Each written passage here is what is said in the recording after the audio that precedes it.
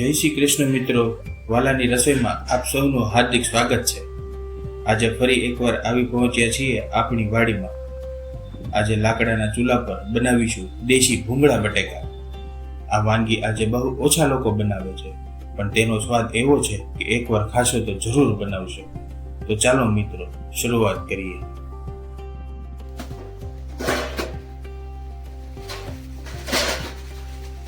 એક તપેલું લઈએ,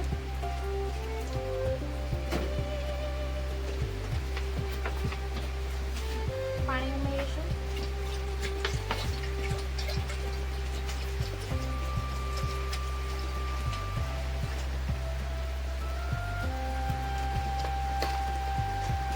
આમલીનો પાવડર નાખીશું,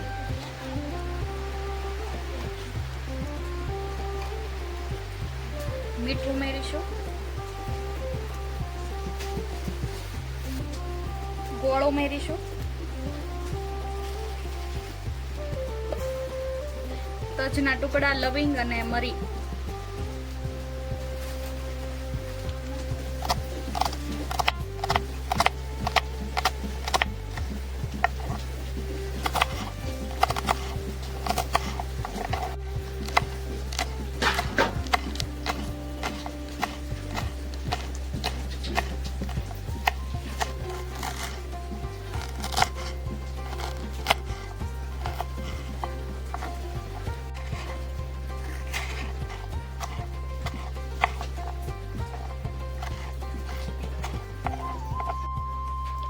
આદુ લસણ મરચાની પેસ્ટ બનાવી લઈએ,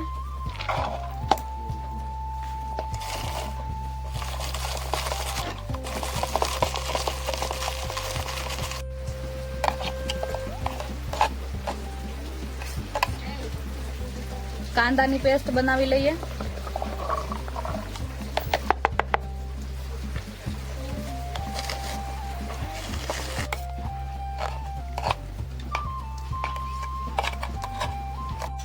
ટામેટાની ગ્રેવી કરી લેશું,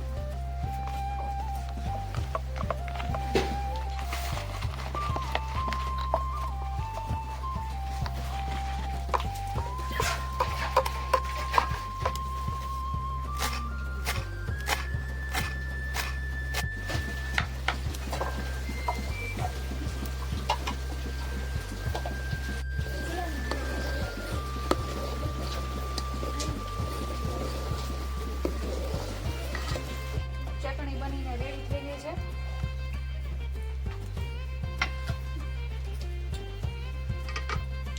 એક તપેલું લઈએ, તેમાં પાણી ઉમેરીએ,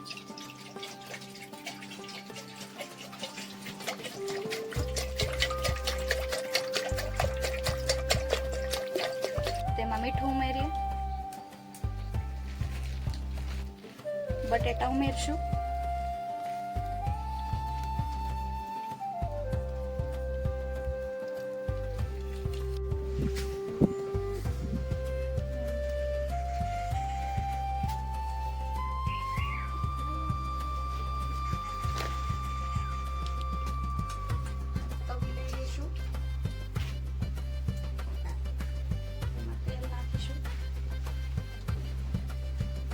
તેલ ગરમ થઈ ગયું છે, જીરું,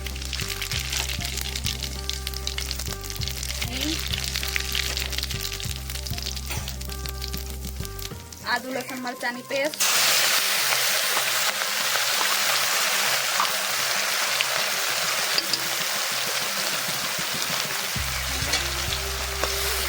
કાંદાની પેસ્ટ,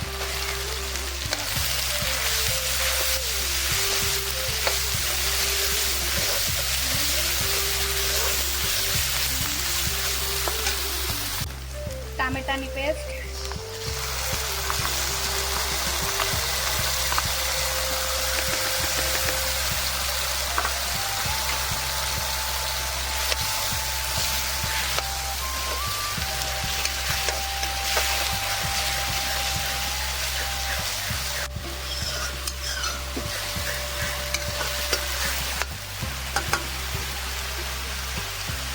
મીઠું,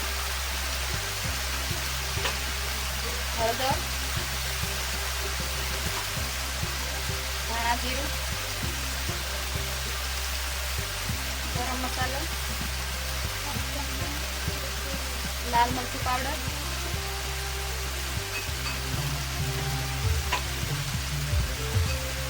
કાશ્મીરી લાલ મરચું,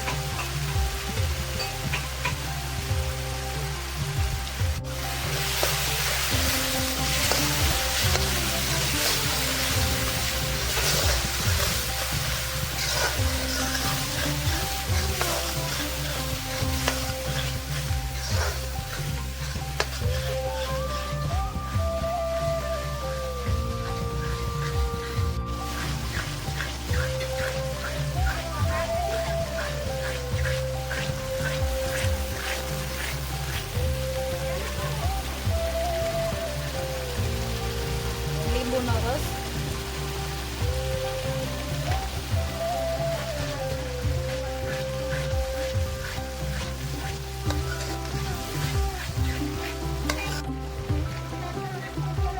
બટેટા એડ કરીશું,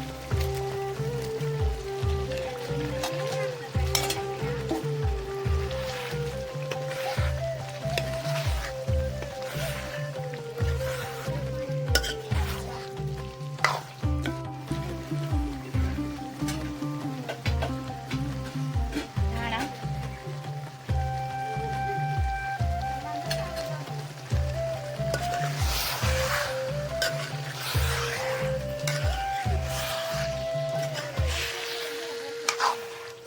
સ્વાદિષ્ટ અને મસાલેદાર બટાકા તૈયાર થઈ ગયા છે. તેને આપણે નીચે ઉતારી લઈશું.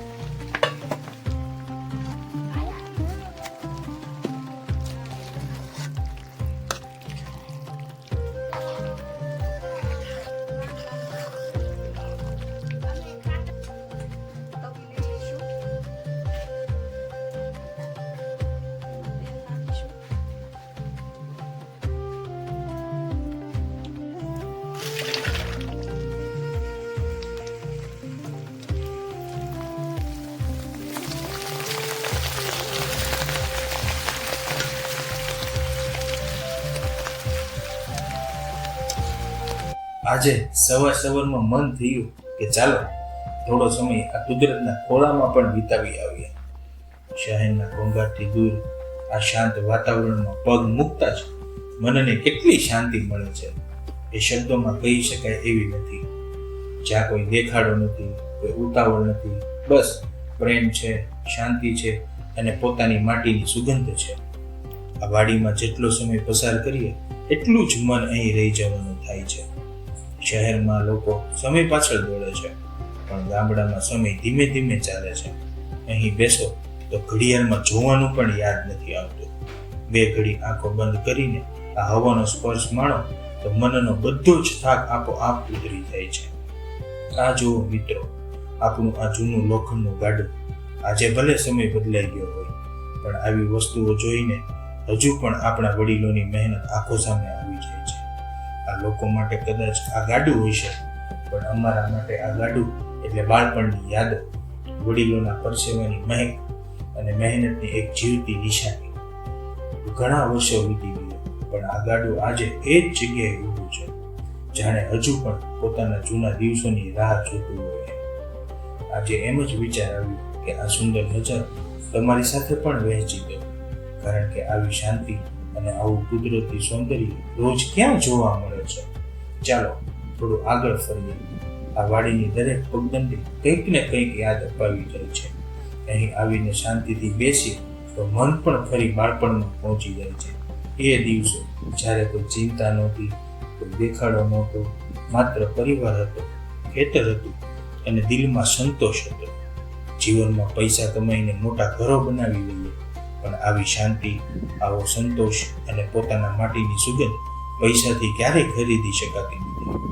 દુનિયાના કોઈ પણ ખૂણે જઈએ, પણ પોતાના ગામની સુગંધ, પોતાની વાડી અને આ ખુલ્લું આકાશ એક દિવસ જરૂર પાછા બોલાવી લે છે. આજે બસ એટલી જ ઈચ્છા હતી કે આ સુંદર હરિયાળી, આ શાંતિ અને આ લાગણીઓ તમારી સાથે પણ વહેંચી દો. કદાચ આ વિડીયો જોતા જોતા તમને પણ તમારા ગામની, તમારા ખેતરની અને બાળપણની કોઈ મીઠી યાદ જરૂર આવી હશે. અને જો આવું થાય તો સમજજો, આ આ વાડીની માટીએ આજે પણ આપણને પોતાની સાથે જોડીને રાખ્યા છે. કારણ કે માણસ ગમે તેટલો મોટો થઈ જાય પણ પોતાની માટીથી ક્યારેય મોટો થતો નથી.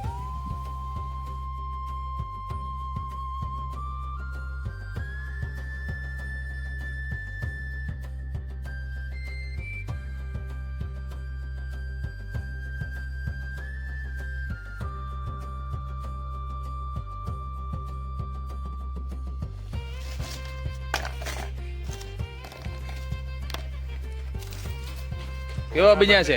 હે? મજા આવી ગઈ? મજા હોય એમ? એક નંબર.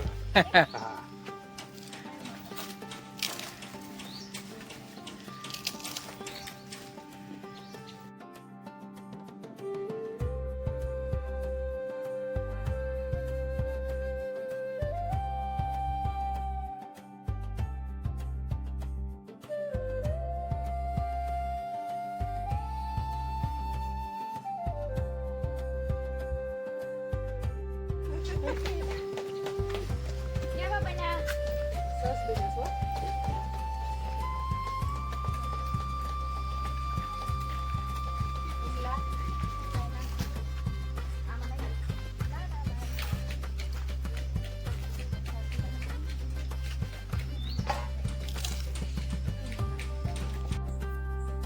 તો ચાલો મિત્રો, આજ માટે બસ આટલું જ.